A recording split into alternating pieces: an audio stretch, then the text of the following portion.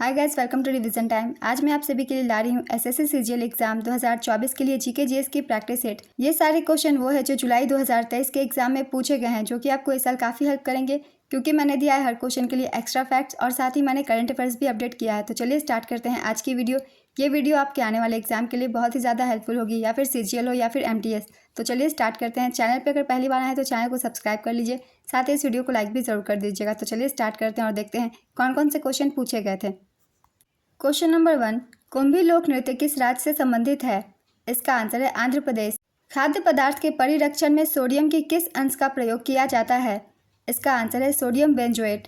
Hiuen Tsang किसके शासनकाल में भारत आए थे? इसका आंसर है हर्षवर्धन के शासनकाल में। हेनसांग युआनच्वांग एक चीनी बौद्ध तीर्थयात्री था जो हर्षवर्धन के शासनकाल में भारत आया था।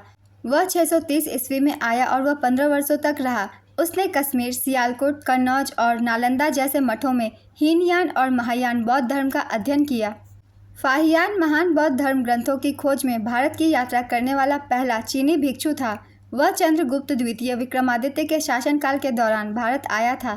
वह लुम्बिनी की यात्रा के लिए जाना जाता है। नेक्स्ट क्वेश्चन, वेदों की ओर लौटो का नारा किसने दिया था?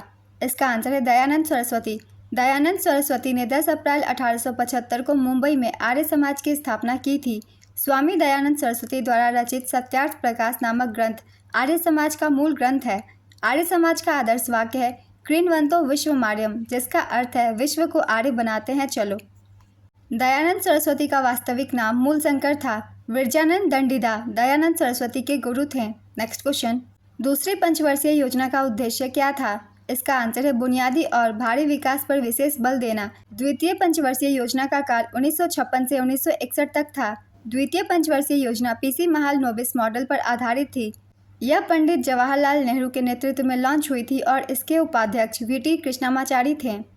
इस योजना का प्रमुख उद्देश्य बुनियादी और भारी उद्योगों के विकास पर विशेष जोर देने के साथ साथ तेजी से औद्योगिकीकरण था। योजना आकार 4,800 करोड़। इस योजना में जीडीपी का वार्षिक लक्ष्य 4.5% था, लेकिन इसकी कमी हुई और विकास दर 4.1% ही रही। द्वितीय पंचवर्षीय योजना के दौरान 1957 में परमाणु ऊर्जा आयोग बनाया गया था, जिसका नेतृत्व पहली बार होमी जे भाभा ने किया था। द्वितीय पंचवर्षीय योजना में राउरकेला ओडिशा, भिलाई छत्तीसगढ़ व दुर्गापुर पश्चिम बंगाल इस्पात संयंत्रों की स्थापना हुई। बांग्लादेश का राष्ट्रीय फल क्या है? इसका आंसर है कटहल।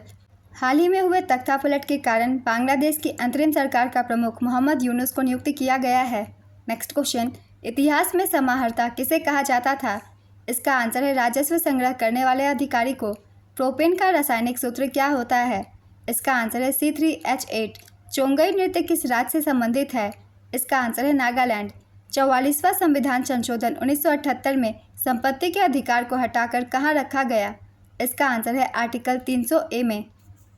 1978 में 44वें संवैधानिक संशोधन ने संपत्ति के अधिकार को मौलिक अधिकारों की सूची से हटा दिया। 44वें संविधान संशोधन से पहले यह अनुच्छेद 31 के अंतर्गत एक मौलिक अधिकार था, परंतु संशोधन के बाद संपत्ति के अधिकार को अनुच्छेद 301 के अंतर्गत एक विधिक अधिकार के रूप में स्थापित किया गया है। नेक्स्ट क्वेश्चन, तारीख-ए-फिरोजशाही के लेखक कौन है? इसका आंसर है जियाउद्दीन बर्नी। चलिए कुछ और भी पुस्तकों की रिवीजन कर लेते हैं जो कि आपके आने वाले एग्जाम में हेल्प करेगी, जैसे कि तहकीक-ए-हिंद अल बरूनी द्वारा इसे लिखा गया था। तबकात-ए-नासिरी मिनहाज-उस-सिराज रिहला इब्न बतूता तुजुक जहांगीरी जहांगीर भावार्थ दीपिका ज्ञानेश्वर के द्वारा। हुमायूं नामा गुलबदन बेगम चंदायन मौलाना दाऊद। ये सारे बुक्स बहुत ज़्यादा एग्जाम में पूछे जाते हैं, इसलिए ये सेलेक्टिव बुक्स हैं, इनकी रिवीजन कर लेंगे। नेक्स्ट क्वेश्चन, टोक्यो पैरालंपिक में भारत का वरीयता क्रमांक क्या था? इसका आंसर है 24। भारत ने टोक्यो पैरालंपिक में कुल 19 पदक, 5 स्वर्ण, 8 रजत, 6 कांस्य जीते थे और पदक तालिका में 24वां स्थान हासिल किया था। नेक्स्ट क्वेश्चन, संविधान का भाग 9B किससे संबंधित है? इसका आंसर है सहकारी समिति के गठन से। भारत के नियंत्रक एवं महालेखा परीक्षक से संबंधित कौन सा अनुच्छेद है? इसका आंसर है अनुच्छेद 148। प्रधानमंत्री रोजगार योजना किस पंचवर्षीय योजना में लाया गया? इसका आंसर है 8वीं पंचवर्षीय योजना में। 8वीं पंचवर्षीय योजना का काल 1992 से 1997 तक था।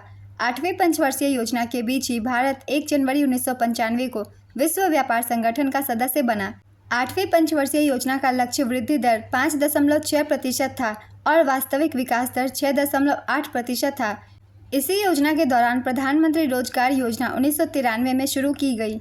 8वीं पंचवर्षीय योजना जॉन डब्ल्यू मुलर मॉडल पर आधारित थी। इस योजना का मुख्य उद्देश्य देश के नागरिकों से संबंधित विकास कार्य करना था। 8वीं पंचवर्षीय योजना पीवी नरसिम्हा राव के नेतृत्व में लॉन्च हुई थी। नेक्स्ट क्वेश्चन, सोनल मानसिंह का संबंध किस शास्त्रीय नृत्य से है? इसका आंसर है ओडिसी तथा भरतनाट्यम। सोनल मानसिंह भरतनाट्यम और ओडिसी में विशेषज्ञता रखने वाली एक प्रमुख भारतीय शास्त्रीय नृत्यांगना है। वह 1992 में पद्म भूषण की सबसे कम उम्र की प्राप्तकर्ता थी। 2003 में सोनल पद्म विभूषण से सम्मानित होने वाली पहली भारतीय नर्तकी बनी थी। नेक्स्ट क्वेश्चन, क्लोरीन का परमाणु क्रमांक कितनी होती है? इसका आंसर है 17। ड्राफ्ट कमीशन का गठन कब किया गया था? इसका आंसर है 29 अगस्त 1947 में। 29 अगस्त 1947 को प्रारूप समिति का गठन किया गया था। प्रारूप समिति का गठन 29 अगस्त 1947 को डॉक्टर बी.आर. अम्बेडकर की अध्यक्षता में किया गया था। प्रारूप समिति के 7 सदस्य थे। इनके नाम हैं Alladi Krishnaswami Ayyar, N. Gopalaswami, B R. Ambedkar, K M. Munshi, Mohammad Saadulla, B N. Mitter और डी.पी. खेतान। प्रारूप समिति को प्रारूप संविधान तैयार करने की जिम्मेदारी सौंपी गई थी। भारत की संविधान सभा पहली बार 9 दिसंबर 1946 को मिली और 24 जनवरी 1950 तक चली। संविधान सभा द्वारा संविधान फ्रेम करने के लिए 2 साल 11 महीने और 18 दिन का समय लगा। भारत का संविधान 26 नवंबर 1949 को अपनाया गया था और माननीय सदस्यों ने 24 जनवरी 1950 को इसमें अपने हस्ताक्षर किए थे। कुल मिलाकर 284 सदस्यों ने वास्तव में संविधान पर हस्ताक्षर किए थे। आइए कुछ जानते हैं कुछ इंपॉर्टेंट पॉइंट संविधान सभा के बारे में। संविधान सभा का विचार कांग्रेस का नहीं था। 1934 में मनवेंद्र नाथ रॉय, एम.एन. रॉय जिन्हें हम कहते हैं, द्वारा संविधान सभा के लिए एक विचार प्रस्तावित किया गया था। एम.एन. रॉय भारत में कम्युनिस्ट आंदोलन के अग्रणी और कट्टरपंथी लोकतंत्र के पैरोकार थे। नेक्स्ट क्वेश्चन, यूनियन की पावर किस अनुच्छेद में वर्णित है? इसका आंसर है अनुच्छेद 73। ओलंपिक खेलों में कितने छल्ले होते हैं? इसका आंसर है 5। ओलंपिक ध्वज में छल्लों की कुल संख्या 5 है। ये 5 छल्ले नीले, पीले, काले, हरे और लाल रंग में हैं और आपस में जुड़े हुए होते हैं। ये 5 छल्ले महाद्वीपों की एकता का प्रतीक है। अमेरिका, अफ्रीका, यूरोप, एशिया और ओशिनिया, जिसे ऑस्ट्रेलिया भी कहा जाता है। ओलंपिक चार्टर ने प्रत्येक महाद्वीप को यूरोप के लिए नीला, एशिया के लिए पीला, अफ्रीका के लिए काला, ओशिनिया, ऑस्ट्रेलिया के लिए हरा और अमेरिका के लिए लाल रंग के लिए एक छल्ले का रंग दिया था। नेक्स्ट क्वेश्चन, 1290 से 1320 के दौरान दिल्ली पर किस राजवंश का शासन था?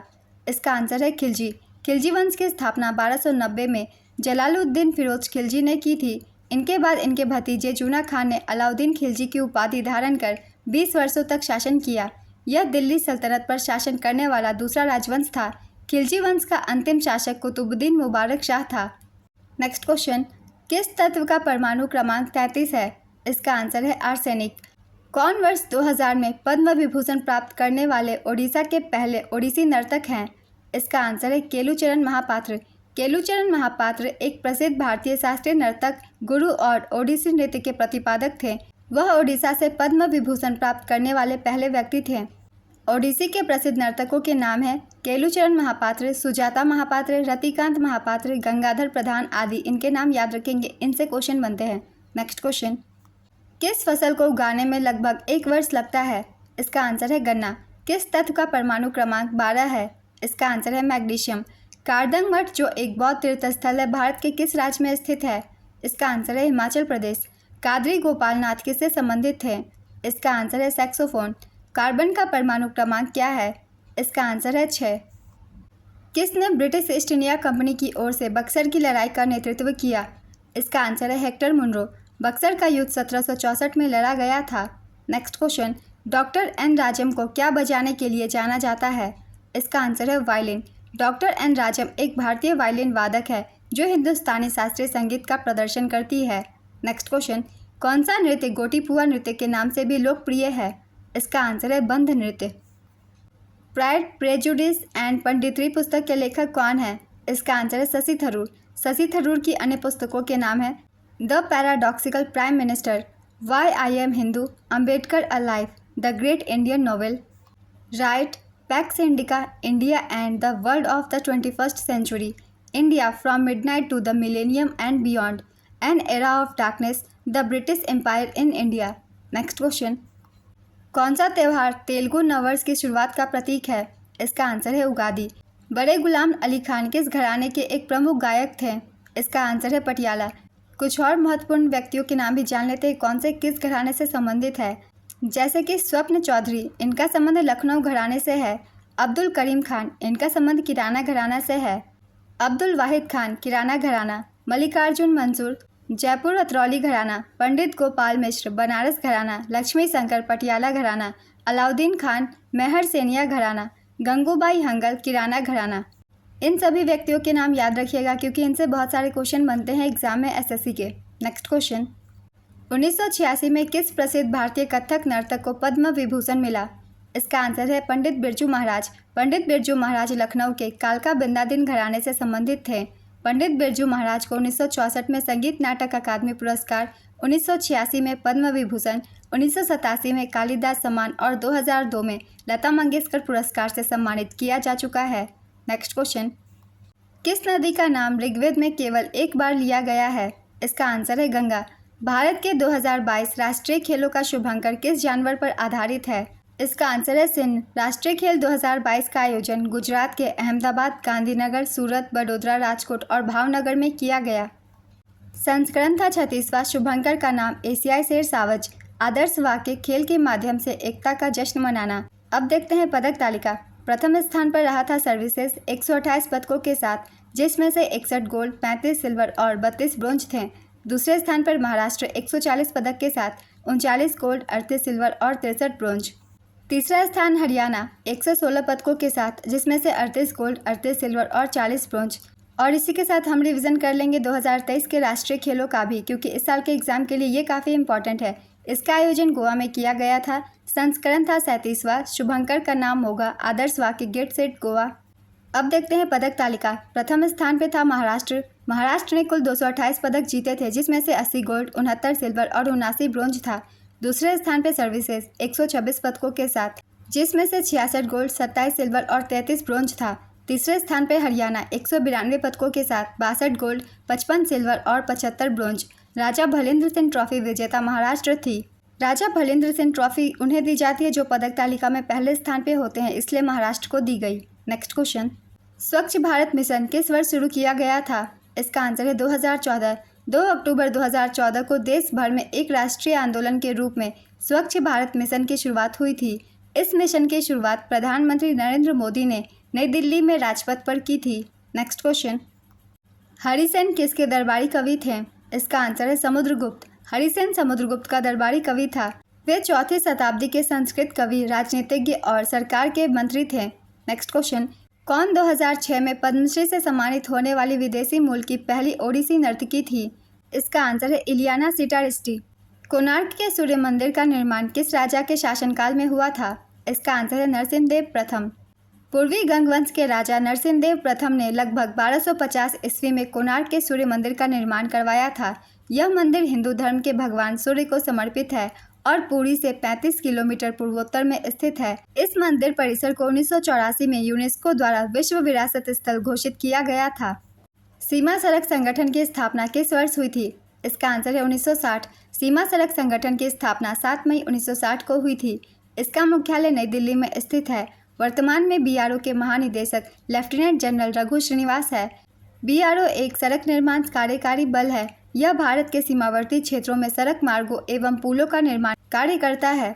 कौन 2019 में पद्मश्री प्राप्त करने वाली पहली ट्रांसजेंडर भरतनाट्यम नर्तकी थी? इसका आंसर है नर्तकी नटराज। रामकृष्ण मिशन की स्थापना किस वर्ष हुई थी?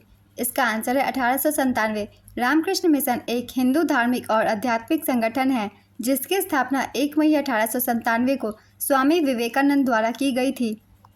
संगठन का मुख्यालय बेलूर मठ, हावड़ा, पश्चिम बंगाल में स्थित है। श्री रामकृष्ण परमहंस देव 19वीं सदी के बंगाल में एक संत और धार्मिक नेता थे।